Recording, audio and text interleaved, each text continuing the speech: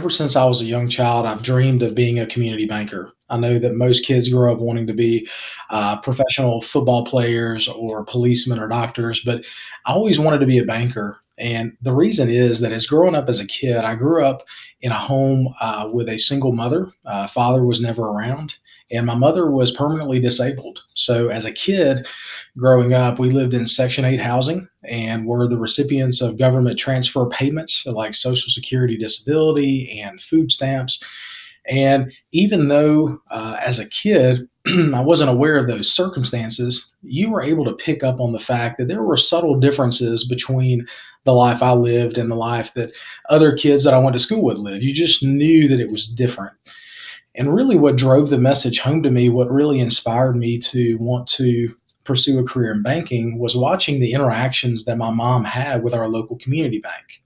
Unfortunately, my mom was not always the most responsible with our finances, and she borrowed money from quite a few payday loan companies and finance companies and title companies around our hometown. And looking back, whenever she would go to settle those payments month to month as a child, I was never allowed to go inside. I always had to sit out in the car. I remember my mom coming out of those interactions with the payday loan company or the finance company, just being emotionally distraught. I mean, you could tell that in some cases she was wiping away tears. In every single case, she had her shoulders slumped down, like she had had a very tough conversation. On the flip side, whenever we'd go into the local community bank, I was always allowed to go inside. And not only was I able to accompany my mom, I was able to roam around their office that seemed to me, being a kid growing up in Section 8 housing, like it was a castle. I mean, huge, big, beautiful building, and everybody inside the building was dressed really nicely. They spoke eloquently, and they were very kind to me, a kid who had nothing. Just made me feel important, feel valued, and feel like I was somebody that deserved respect, like I belonged.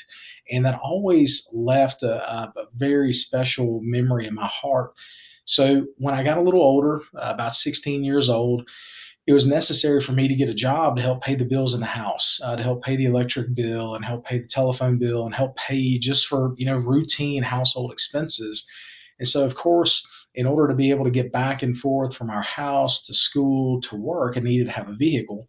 And we obviously did not have the money to purchase a vehicle outright. And so I can remember going to the bank with my mom to make the request for the loan.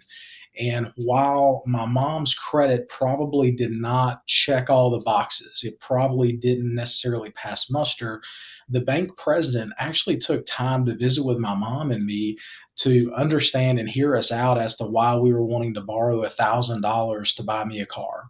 And I remember very distinctly him sitting me down and saying, "Okay, I need you to understand you're at the age of 16. You're fixing to take out a loan and make a promise to repay a debt. And how you choose to honor that promise is going to impact the rest of your life. If you're a man of your word, if you honor your promises, if you take responsibility seriously, there will be no limits on you in terms of what you can do." And so they were willing to make the loan to my mom. They actually had me sign the loan as well as a 16-year-old.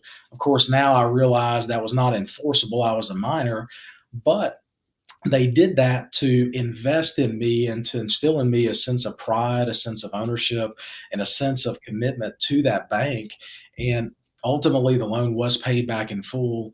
And in looking back, that encounter at age 16 and all the encounters prior to that convinced me more and more that I wanted to do that as a career because I got to see firsthand that in the world of community banking, we're not just accepting deposits and reconciling accounts and signing loan documents. We are changing lives every single day.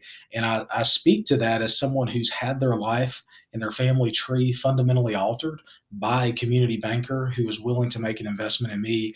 And that's what makes me so excited about what we do here at Merchants and Marine Bank. It's not just about the transactions, it's not just about the paperwork or reconciling. It's about changing lives and changing family trees for the better for generations to come.